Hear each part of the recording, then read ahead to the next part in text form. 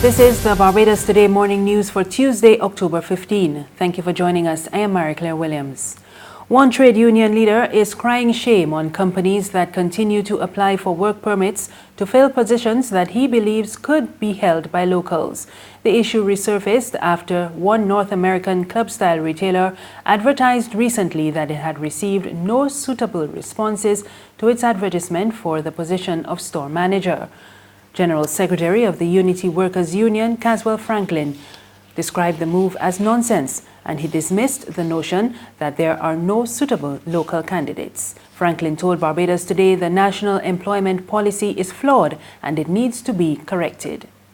They find every which way to not to accept the persons that are available to them.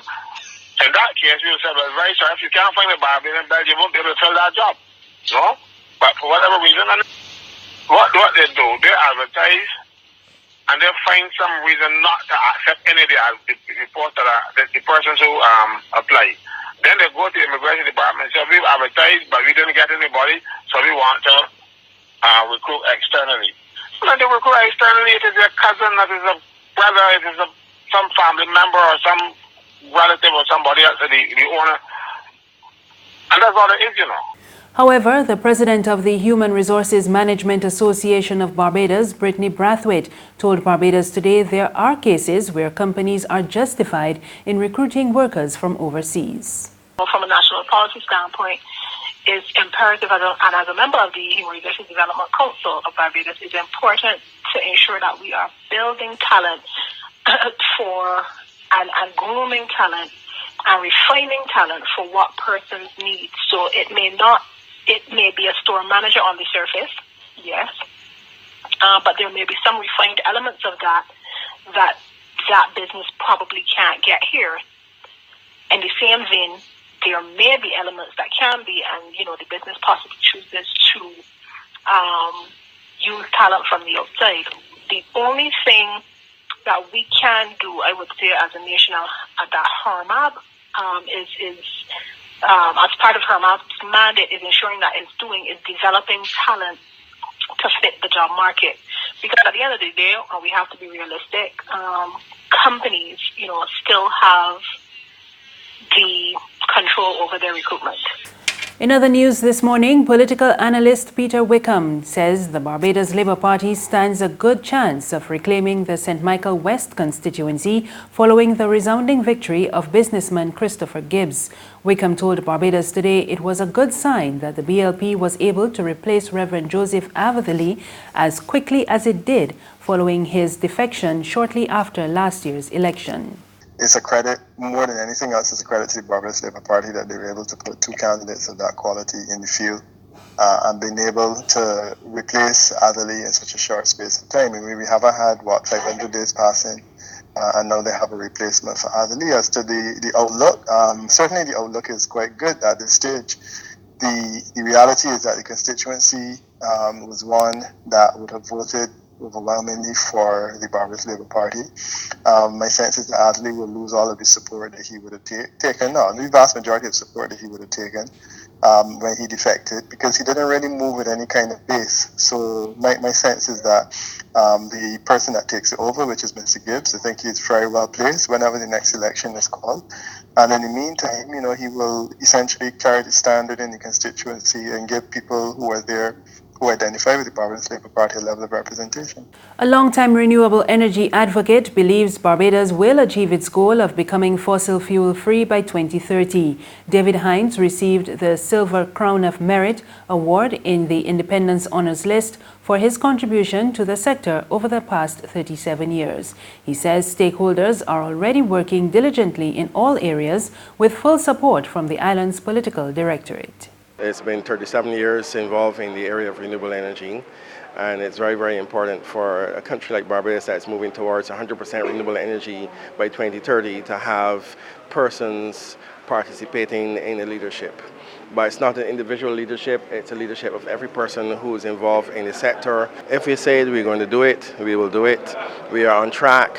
Quite a lot is happening. There is momentum in all of the sectors, and the Barbados government, on the leadership of Honorable Motley and of course Minister Wilfred Abrams in the Ministry of Energy and Water Resources, are blazing a trail towards achieving that goal. In sports, Barbados Tridents captain Jason Holder credits teamwork for their CPL victory over the Guyana Amazon Warriors. The Tridents scored a 27-run victory over their opponents in Trinidad on Saturday. Holder spoke to reporters at the Grantley Adams International Airport on Monday. We had some tough losses, especially home here in Barbados, and it was hard to regroup. But we had a few deep chats, a few good conversations, and we stuck together as a family. I think that was the main thing in this period. There's regional and international news after this short break. It's Festive Friday at the Bridgetown Night Market at Pelican Craft Center. Kick off the weekend this Friday from 4 p.m. to midnight with loads of food, drinks, and entertainment. Get ready for Crop Over with the Rhythm Roots Street Parade. Party like it's Kadooman Day on the street around Pelican Village with costume reveler, music, and more. It's Festive Friday. It's Festive Friday at the Bridgetown Night Market at Pelican Village Center from 4 p.m. to midnight. Admission free.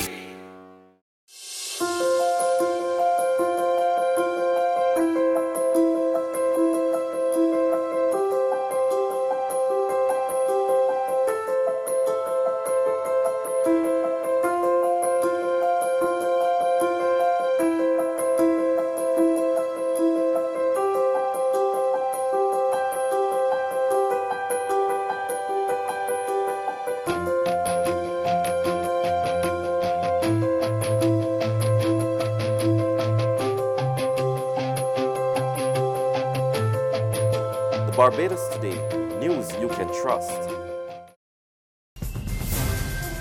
Thank you for staying with us. We're back with news from the region. The Inter-American Commission on Human Rights has raised concern over escalating violence in Haiti. Opposition parties are pressing President Jovenel Moise to step down amid allegations of corruption, but he insists he will not quit. At least one person was killed on the weekend as thousands took part in a demonstration organized by various artists calling on Moise to leave office. The artists have vowed to stage a demonstration every week until Moise resigns. Further afield, the U.S. has imposed sanctions on Turkey and demanded that the NATO allies stop a military incursion in northeast Syria that is rapidly reshaping the battlefield of the world's deadliest ongoing war. Effective immediately. We have sanctioned 3 of the ministers, the Minister of Defense, the Minister of Interior, and the Minister of Energy. We have also sanctioned the Department of Defense and the Ministry of Energy. These sanctions are both primary sanctions as well as secondary sanctions for any financial institutions that are doing significant transactions. That's news, but for the very latest, visit our website at www.barbadostoday.bb. You can also subscribe to our e-paper, email updates, and like us on Facebook, and sign up for our breaking news alerts via WhatsApp. We're also on Izumi Media in bus terminals and Screenplay at supermarkets and gas stations near you. You can also find us on Mix 96.9 FM and Capital Media HD 99.3 FM. I am Mary Claire Williams. Good morning.